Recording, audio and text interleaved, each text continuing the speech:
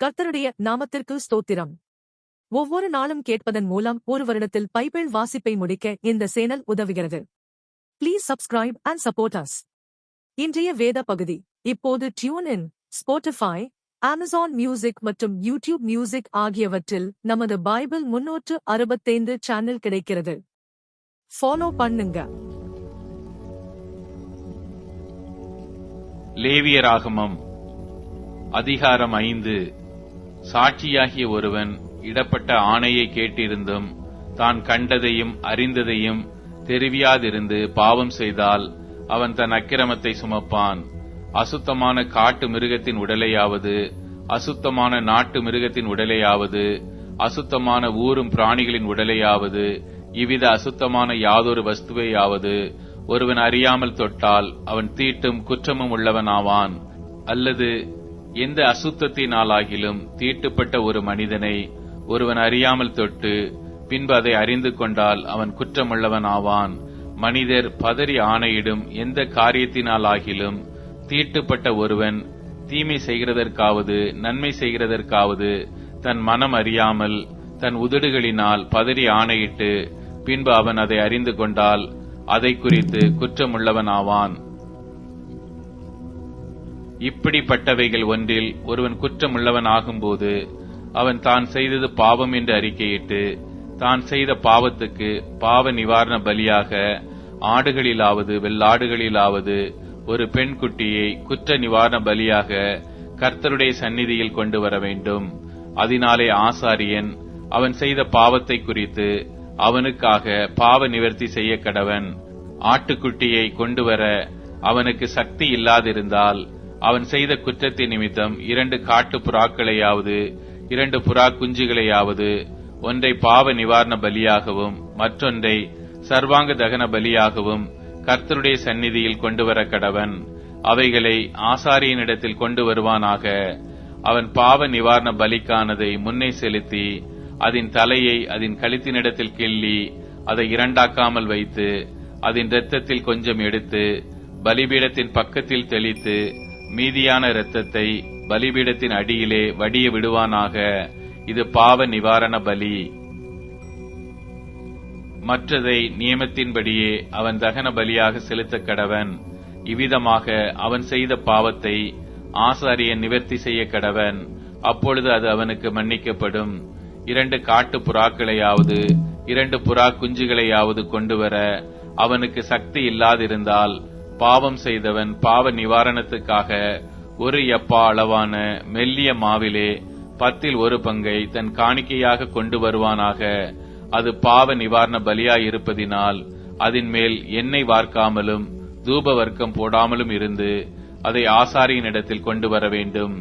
அதிலே ஆசாரியன் ஞாபகக்குறியான பங்காக தன் கைப்பிடி நிறைய எடுத்து கர்த்தருக்கு இடும் தகன பலிகளைப் போல பலிபீடத்தின் மேல் தகனிக்க கடவன். இது பாவ நிவாரண பலி. இவ்விதமாக மேற் சொல்லிய காரியங்கள் ஒன்றில் அவன் செய்த பாவத்துக்காக ஆசாரியன் பாவ நிவர்த்தி செய்ய கடவன். அப்பொழுது அது அவனுக்கு மன்னிக்கப்படும். மீதியானது போஜன பலியைப் போல ஆசாரியனை சேரும் என்றார். பின்னும் கர்த்தர் மோசேயை நோக்கி, ஒருவன் கர்த்தருக்குரிய பரிசுத்தமானவைகளில் குற்றம் செய்து அறியாமையினால் பாவத்துக்குட்பட்டால் அவன் தன் குற்றத்தின் நிமித்தம் பரிசுத்த ஸ்தலத்து சேக்கல் கணக்கின்படியே நீ அவன் மேல் சுமத்தும் அபராதம் எவ்வளவோ அவ்வளவு வெள்ளிச் சேக்கல் பெறும் பழுதற்ற ஒரு ஆட்டுக்கடாவை குற்ற நிவாரண பலியாக கர்த்தருடைய சந்நிதியில் கொண்டு வந்து பரிசுத்தமானதை குறித்து தான் செய்த தப்பிதத்தினால் உண்டான நஷ்டத்தை செலுத்தி அதனோடே 1/5 பங்கை அதிகமாக கூட்டி ஆசாரியனுக்கு கொடுப்பானாக. குற்ற நிவாரண பலியாகிய ஆட்டுக்கடாவினாலே அவனுக்காக ஆசாரியன் பாவ நிவர்த்தி செய்ய கடவன். அப்பொழுது அது அவனுக்கு மன்னிக்கப்படும். ஒருவன் செய்யத்தகாதென்று கர்த்தருடைய கட்டளைகளினால் விலக்கப்பட்ட யாதொன்றை செய்து பாவத்துக்குட்பட்டால் அதை அவன் அறியாமையினால் செய்தாலும் அவன் குற்றமுள்ளவனாயிருந்து தன் அக்கிரமத்தை சுமப்பான். அதிநிமித்தம் அவன் குற்ற நிவாரண பலியாக உன் மதிப்புக்கு சரியான பழுதற்ற ஒரு ஆட்டுக்கடாவை ஆசாரியனிடத்தில் கொண்டு வருவானாக. அவன் அறியாமல் செய்த தப்பிதத்தை ஆசாரியன் அவனுக்காக நிவர்த்தி செய்ய கடவன். அப்பொழுது அது அவனுக்கு மன்னிக்கப்படும். இது குற்ற நிவாரண பலி.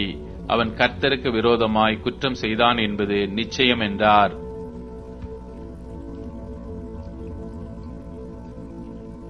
லேவியராகமம் அதிகாரம் 6. பின்னும் கர்த்தர் மோசேயை நோக்கி, ஒருவன் கர்த்தருக்கு விரோதமாக அநியாயம் செய்து தன் வசத்தில் ஒப்புவிக்கப்பட்ட பொருளிலாவது கொடுக்கல் வாங்கலிலாவது தன் அயலானுக்கு மாறாட்டம் பண்ணி, அல்லது ஒரு வஸ்துவை பலாத்காரமாய் பறித்துக் கொண்டு, அல்லது தன் அயலானுக்கு இடுக்கண் செய்து, அல்லது காணாமற் போனதை கண்டடைந்தும் அதை மறுதலித்து, அதை குறித்து பொய்யான இட்டு, மனிதர் செய்யும் இவை முதலான யாதொரு காரியத்தில் பாவம் செய்தானேயாகில், அவன் செய்த பாவத்தினாலே குற்றவாளியானபடியால் தான் பலாத்காரமாய் பறித்துக் கொண்டதையும் இடுக்கண் செய்து பெற்றுக்கொண்டதையும் தன் வசத்திலே ஒப்புவிக்கப்பட்டதையும் காணாமற் போயிருந்து தான் கண்டெடுத்ததையும் பொய்யானையிட்டு சம்பாதித்த பொருளையும் திரும்ப கொடுக்க கடவன். அந்த முதலை கொடுக்கிறதும் அல்லாமல் அதனோட 1/5 அதிகமாகவும் கூட்டி அதை தான் குற்ற நிவாரண பலியை இடும் நாளில் அதற்குரியவனுக்கு கொடுத்துவிட்டு, தன் குற்ற நிவாரண பலியாக உன் மதிப்புக்கு சரியான பழுதற்ற ஆட்டுக்கடாவை கர்த்தருக்கு செலுத்தும்படி அதை ஆசாரியனிடத்தில் குற்ற நிவாரண பலியாக கொண்டு வருவானாக. கர்த்தருடைய சந்நிதியில் அவன் பாவத்தை ஆசாரியன் நிவர்த்தி செய்ய கடவன். அப்பொழுது அவன் குற்றவாளியாக செய்த அப்படிப்பட்ட எந்த காரியமும் அவனுக்கு மன்னிக்கப்படும் என்றார். பின்னும் கர்த்தர் மோசேயை நோக்கி, நீ ஆரோனுக்கும் அவன் குமாரருக்கும் கற்பிக்க வேண்டிய சர்வாங்க தகன பலிக்குரிய பிரமாணம் என்னவென்றால், சர்வாங்க தகன பலியானது ரா முழுவதும் விடியற்காலம் மட்டும் பலிபீடத்தின் மேல் எரிய வேண்டும். பலிபீடத்தின் மேலுள்ள அக்கினி எரிந்து கொண்டே இருக்க வேண்டும். ஆசாரியன் தன் சணல் நூல் அங்கியை தரித்து தன் சணல் நூல் ஜல்லடத்தை அறையில் போட்டுக்கொண்டு பலிபீடத்தின் மேல் அக்கினியில் எரிந்த சர்வாங்க தகன பலியின் சாம்பலை எடுத்து பலிபீடத்து பக்கத்தில் கொட்டி, பின்பு தன் வஸ்திரங்களை கலற்றி வேறு வஸ்திரங்களை உடுத்திக் கொண்டு அந்த சாம்பலை பாளையத்துக்கு புறம்பே சுத்தமான ஒரு இடத்திலே கொண்டு போய் கொட்ட கடவன். பலிபீடத்தின் மேல் இருக்கிற அக்கினி அவியாமல் எரிந்து கொண்டிருக்க வேண்டும். ஆசாரியன் காலைதோறும் அதன் மேல் எரியும்படி கட்டைகளை போட்டு அதன் மேல் சர்வாங்க தகன பலியை வரிசையாக வைத்து அதன் மேல் சமாதான பலிகளின் கொழுப்பை போட்டு தகனிக்க கடவன். பலிபீடத்தின் மேல் அக்கினி எப்பொழுதும் எரிந்து கொண்டிருக்க வேண்டும். அது ஒரு பொழுதும் அவிந்து போகலாகாது. போஜன பலியின் பிரமாணம் என்னவென்றால், ஆரோனின் குமாரர் அதை கர்த்தருடைய சந்நிதியில் பலிபீடத்துக்கு முன்னே படைக்க வேண்டும்.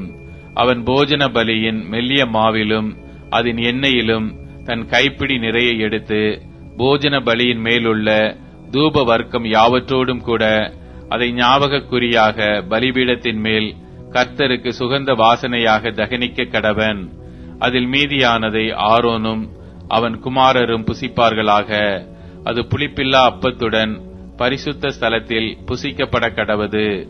ஆசரிப்பு கூடாரத்தின் பிரகாரத்தில் அதை புசிக்க வேண்டும். அதை புளித்த மாவுள்ளதாக பாகம் பண்ண வேண்டாம். அது எனக்கு இடப்படும் தகனங்களில் நான் அவர்களுக்கு கொடுத்த அவர்களுடைய பங்கு. அது பாவ நிவாரண பலியைப் போலும் குற்ற நிவாரண பலியைப் போலும் மகா பரிசுத்தமானது. ஆரோனின் பிள்ளைகளில் ஆண் மக்கள் யாவரும் அதை புசிப்பார்களாக. கர்த்தருக்கு இடப்படும் தகன பலிகளில் அது உங்கள் தலைமுறை தோறும் நித்திய கட்டளையாய் இருக்க கடவுது. அவைகளை தொடுகிறவன் அவனும் பரிசுத்தமாய் இருப்பான் என்று சொல் என்றார். பின்னும் கர்த்தர் மோசேயை நோக்கி, ஆரோன் அபிஷேகம் பண்ணப்படும் நாளில் அவனும் அவன் குமாரரும் கர்த்தருக்கு செலுத்த வேண்டிய படைப்பு என்னவென்றால், ஒரு எப்பா அளவான மெல்லிய மாவிலே 10 காலையில் பாதியும் மாலையில் பாதியும் நித்திய போஜன பலியாக செலுத்த கடவர்கள். அது சட்டியிலே எண்ணெய் விட்டு பாகம் பண்ண கடவது. பாகம் பண்ணப்பட்ட பின்பு அதை கொண்டு வந்து போஜன பலியாக பாகம் பண்ணப்பட்ட துண்டுகளை கர்த்தருக்கு சுகந்த வாசனையாக படைக்க கடவாய். அவன் குமாரரில் அவனுடைய ஸ்தலத்திலே அபிஷேகம் பண்ணப்படுகிற ஆசாரியனும் அப்படியே செய்ய கடவன். அது முழுவதும் தகனிக்கப்பட வேண்டும். அது கர்த்தர் நியமித்த நித்திய கட்டளை. ஆசாரியனுக்காக இடப்படும் எந்த போஜன பலியும் புசிக்கப்படாமல் முழுவதும் தகனிக்கப்பட வேண்டும் என்றார். பின்னும் கர்த்தர் மோசேயை நோக்கி, நீ ஆரோனோடும் அவன் குமாரரோடும் சொல்ல வேண்டியதாவது, பாவ நிவாரண பலியின் பிரமாணம் என்னவென்றால், சர்வாங்க தகன பலி கொல்லப்படும் இடத்தில் பாவ நிவாரண பலியும் கர்த்தருடைய சந்நிதியில் கொல்லப்பட கடவது. அது மகா பரிசுத்தமானது. பாவ நிவர்த்தி செய்ய அதை பலியிடுகிற ஆசாரியன் அதை புசிக்க கடவன். ஆசரிப்பு கூடாரத்தின் பிரகாரமாகிய பரிசுத்த ஸ்தலத்திலே அது புசிக்கப்பட வேண்டும். அதன் மாம்சத்தில் படுகிறது எதுவும் பரிசுத்தமாயிருக்கும். அதன் இரத்தத்திலே கொஞ்சம் ஒரு வஸ்திரத்தில் தெரித்ததானால் இரத்தம் தெரிந்த வஸ்திரத்தை பரிசுத்த ஸ்தலத்தில் கழுவ வேண்டும். அது சமைக்கப்பட்ட மண் பாண்டம் உடைக்கப்பட வேண்டும். செப்பு பானையில் சமைக்கப்பட்டதானால் அது விளக்கப்பட்டு தண்ணீரில் கழுவப்பட வேண்டும். ஆசாரியரில் ஆண்மக்கள் யாவரும் அதை புசிப்பார்களாக.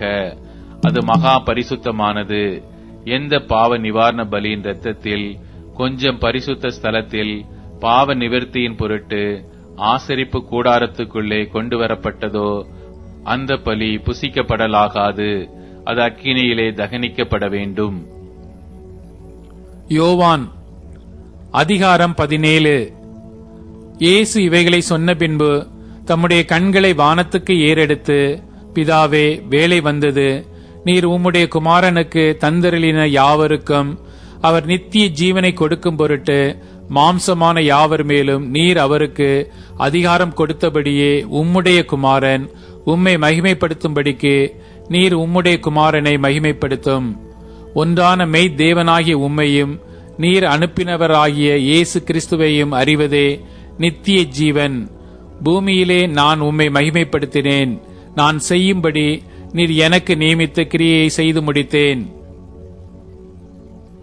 பிதாவே, உலகம் உண்டாகிறதற்கு முன்னே உம்மிடத்தில் எனக்கு உண்டாயிருந்த மகிமையினாலே இப்பொழுது நீர் என்னை உம்மிடத்திலே மகிமைப்படுத்தும். நீர் உலகத்தில் தெரிந்தெடுத்து எனக்கு தந்த மனுஷருக்கு உம்முடைய நாமத்தை வெளிப்படுத்தினேன். அவர்கள் உம்முடையவர்களாயிருந்தார்கள். அவர்களை எனக்கு தந்தீர். அவர்கள் உம்முடைய வசனத்தை கை கொண்டிருக்கிறார்கள்.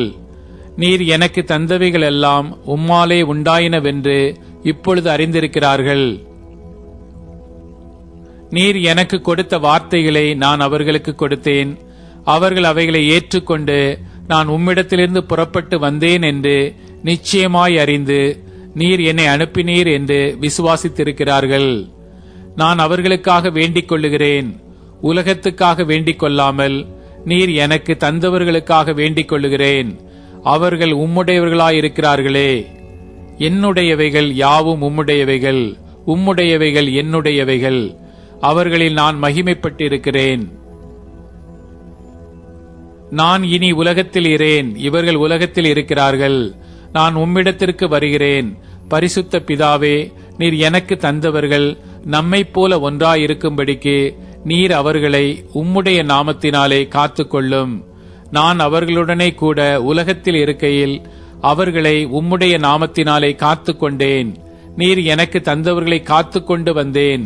வேத வாக்கியம் நிறைவேறத்தக்கதாக கேட்டின் மகன் கெட்டுப் போனானே அல்லாமல் அவர்களில் ஒருவனும் கெட்டுப் போகவில்லை. இப்பொழுது நான் உம்மிடத்திற்கு வருகிறேன். அவர்கள் என் சந்தோஷத்தை நிறைவாய் அடையும்படி உலகத்தில் இருக்கையில் இவைகளை சொல்லுகிறேன். நான் உம்முடைய வார்த்தையை அவர்களுக்காக கொடுத்தேன். நான் உலகத்தான் அல்லாதது போல அவர்களும் உலகத்தார் அல்ல. ஆதலால் உலகம் அவர்களை பகைத்தது. நீர் அவர்களை உலகத்தினின்று எடுத்துக்கொள்ளும்படி நான் வேண்டிக் கொள்ளாமல் நீர் அவர்களை தீமை நின்று காக்கும்படி வேண்டிக் கொள்கிறேன். நான் உலகத்தான் அல்லாதது போல அவர்களும் உலகத்தார் அல்ல. உம்முடைய சத்தியத்தினாலே அவர்களை பரிசுத்தமாக்கும். உம்முடைய வசனமே சத்தியம். நீர் என்னை உலகத்தில் அனுப்பினது போல நானும் அவர்களை உலகத்தில் அனுப்புகிறேன். அவர்களும் சத்தியத்தினாலே பரிசுத்தமாக்கப்பட்டவர்கள் ஆகும்படி அவர்களுக்காக நான் என்னைத்தானே பரிசுத்தமாக்குகிறேன்.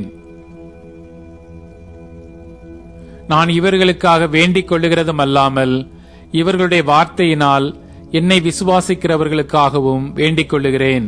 அவர்கள் எல்லாரும் ஒன்றாயிருக்கவும், பிதாவே, நீர் என்னை அனுப்பினதை உலகம் விசுவாசிக்கிறதற்காக நீர் என்னிலேயும் நான் உம்மிலேயும் இருக்கிறது போல அவர்கள் எல்லாரும் நம்மில் ஒன்றாயிருக்கவும் வேண்டிக் கொள்ளுகிறேன். நாம் ஒன்றாயிருக்கிறது போல அவர்களும் ஒன்றாயிருக்கும்படி நீர் எனக்கு தந்த மகிமையை நான் அவர்களுக்கு கொடுத்தேன். ஒருமைப்பாட்டில் அவர்கள் தேறினவர்களாயிருக்கும்படிக்கும் என்னை நீர் அனுப்பினதையும் நீர் என்னில் அன்பாயிருக்கிறது போல அவர்களிலும் அன்பாயிருக்கிறதையும் உலகம் அறியும்படிக்கும் நான் அவர்களிலும் நீர் என்னிலும் இருக்கும்படி வேண்டிக் கொள்கிறேன். பிதாவே, உலகத் தோற்றத்துக்கு முன் நீர் என்னில் அன்பாயிருந்தபடியினால் நீர் எனக்கு தந்த என்னுடைய மகிமையை நீர் எனக்கு தந்தவர்கள் காணும்படியாக நான் எங்கே இருக்கிறேனோ அங்கே அவர்களும் என்னுடனே கூட இருக்க விரும்புகிறேன். நீதியுள்ள பிதாவே, உலகம் உம்மை அறியவில்லை, நான் உம்மை அறிந்திருக்கிறேன். நீர் என்னை அனுப்பினதை இவர்களும் அறிந்திருக்கிறார்கள். நீர் என்னிடத்தில் வைத்த அன்பு அவர்களிடத்தில் இருக்கும்படிக்கும் நானும் அவர்களில் இருக்கும்படிக்கும் உம்முடைய நாமத்தை அவர்களுக்கு தெரியப்படுத்தினேன், இன்னமும் தெரியப்படுத்துவேன் என்றார். யோவான் அதிகாரம் 18. இயேசு இவைகளை சொன்ன பின்பு தம்முடைய சீஷருடனே கூட கெதேரோன் என்னும் ஆற்றுக்கு அப்புறம் போனார். அங்கே ஒரு தோட்டம் இருந்தது. அதிலே அவரும் அவருடைய சீஷரும் பிரவேசித்தார்கள். இயேசு தம்முடைய சீஷருடனே கூட அடிக்கடி அங்கே போயிருந்தபடியினால் அவரை காட்டிக் கொடுக்கிற யூதாசும் அந்த இடத்தை அறிந்திருந்தான். யூதாஸ் போர் சேவகரின் கூட்டத்தையும் பிரதான ஆசாரியர் பரிசேயர் என்பவர்களால் அனுப்பப்பட்ட ஊழியக்காரரையும் கூட்டிக் கொண்டு பந்தங்களோடும் தீவட்டிகளோடும் ஆயுதங்களோடும் அவ்விடத்திற்கு வந்தான். இயேசு தமக்கு நேரிடப் போகிற எல்லாவற்றையும் அறிந்து எதிர்கொண்டு போய் அவர்களை நோக்கி, யாரை தேடுகிறீர்கள் என்றார். அவருக்கு அவர்கள் பிரதியுத்தரமாக, நசரேயனாகிய இயேசுவை தேடுகிறோம் என்றார்கள். அதற்கு இயேசு, நான் தான் என்றார். அவரை காட்டிக் கொடுத்த யூதாசும் அவர்களுடனே கூட நின்றான். நான் தான் என்று அவர் அவர்களிடத்தில் சொன்னவுடனே அவர்கள் பின்னிட்டு தரையிலே விழுந்தார்கள். அவர் மறுபடியும் அவர்களை நோக்கி, யாரை தேடுகிறீர்கள் என்று கேட்டார். அவர்கள் நசரேயனாகிய இயேசுவை தேடுகிறோம் என்றார்கள். இயேசு பிரதியுத்தரமாக, நான் தான் என்று உங்களுக்கு சொன்னேனே, என்னை தேடுகிறதுண்டானால் இவர்களை போக விடுங்கள் என்றார்.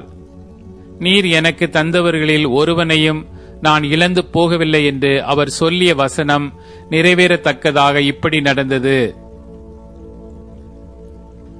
அப்பொழுது சீமோன் பேதுரு தன்னிடத்தில் இருந்த பட்டயத்தை உருவி பிரதான ஆசாரியனுடைய வேலைக்காரனை வலது காதர வெட்டினான். அந்த வேலைக்காரனுக்கு மல்கூஸ் என்று பெயர். அப்பொழுது இயேசு பேதுருவை நோக்கி, உன் பட்டயத்தை உரையிலே போடு. பிதா எனக்கு கொடுத்த பாத்திரத்தில் நான் பானம் பண்ணாதிருப்பேனோ என்றார்.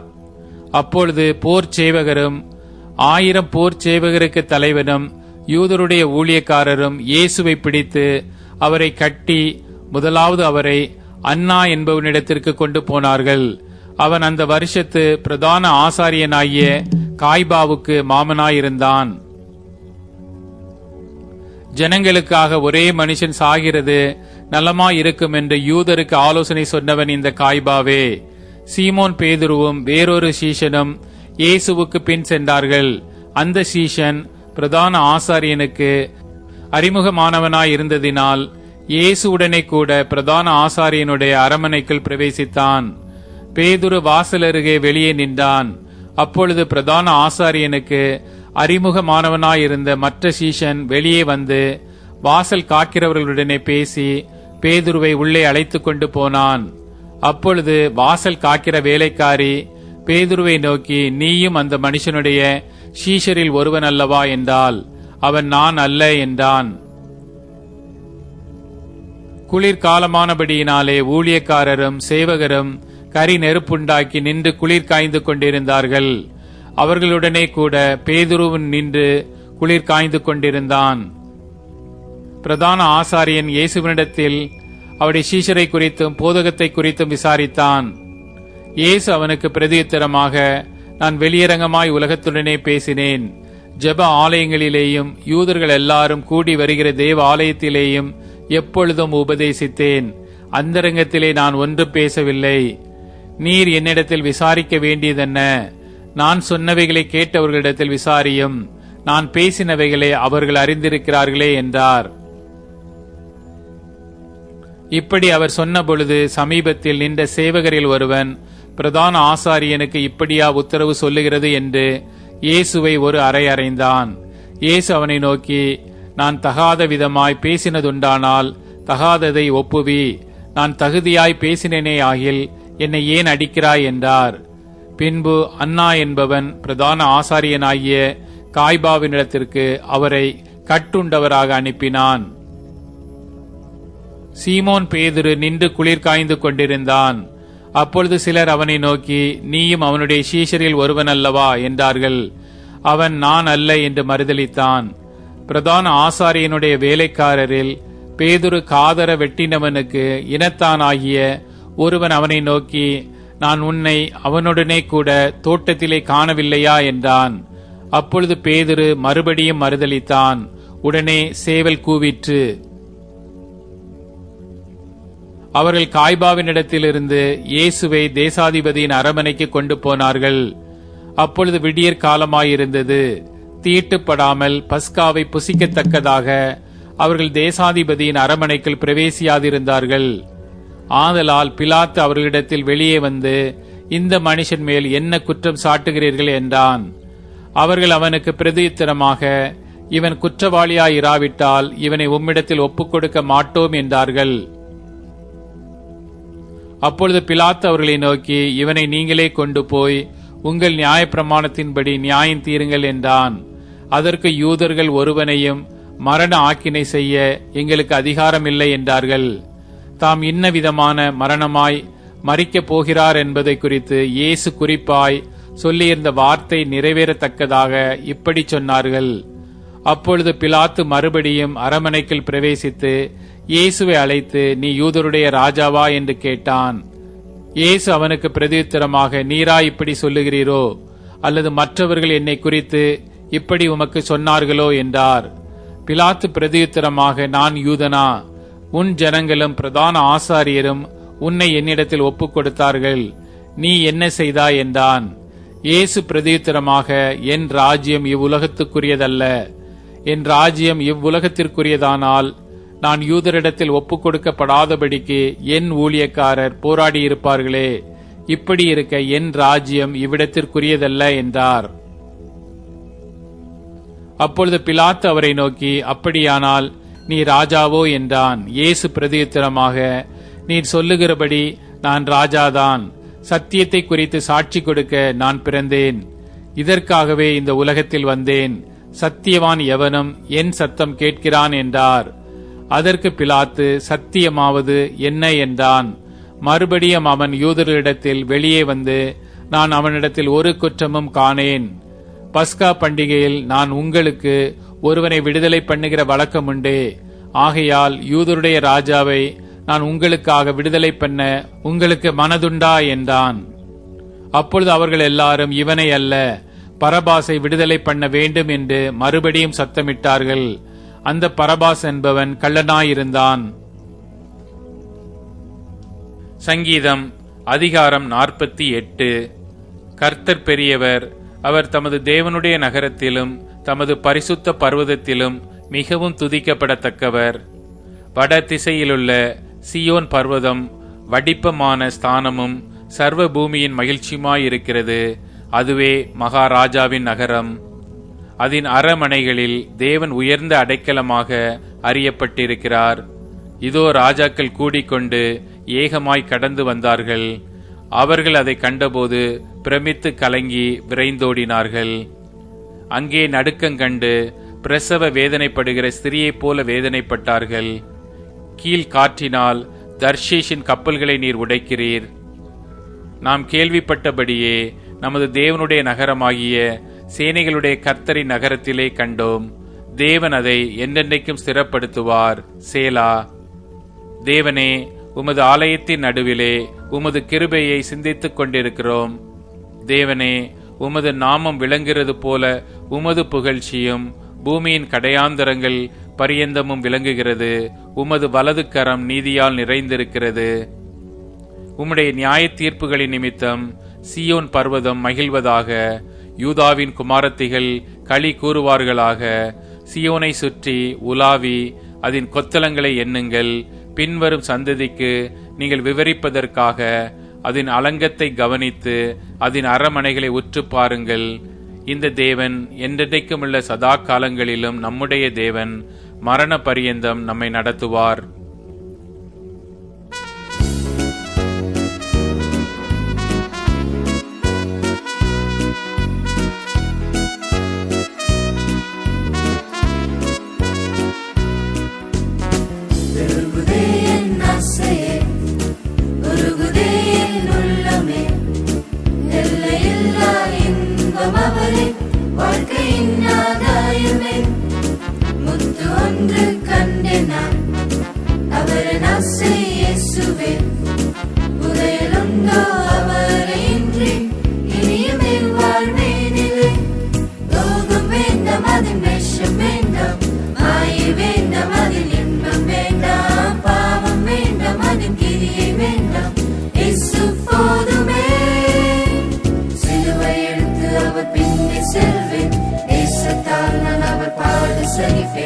யுத்தம் செய்வேன், பின்வாங்க மாட்டேன், பார்ப்பேன் ஜீவனை. பெருகுதே என் ஆசையே, உருகுதே என் உள்ளமே, எல்லையில்லா இன்பம் அவரே, வாழ்க்கையின் ஆதாயமே. முத்து ஒன்று கண்டேன் நான், அவரின் ஆசை இயேசுவே. புதையலுண்டோ அவரை இன்றி, இனியுமே வாழ்வேனிலே. லோகம் வேண்டாம், அதன் வேஷம் வேண்டாம், மாயை வேண்டாம், அதன் இன்பம் வேண்டாம், பாவம் வேண்டாம், அதன் கிரியை வேண்டாம், இயேசு போதுமே. சிலுவை எடுத்து அவர் பின்னே செல்வேன், நேசத்தால் நான் அவர் பாடு சகிப்பேன். யுத்தம் செய்வேன், பின் வாங்க மாட்டேன், பார்ப்பேன் ஜீவனை. பெருகுதே என் ஆசையே, உருகுதே என் உள்ளமே, எல்லையில்லா இன்பம் அவரே, வாழ்க்கையின் ஆதாயமே. முத்து ஒன்று கண்டேன் நான், அவரின் ஆசை இயேசுவே. புதையலுண்டோ அவரை இன்றி, இனியுமே வாழ்வேனிலே.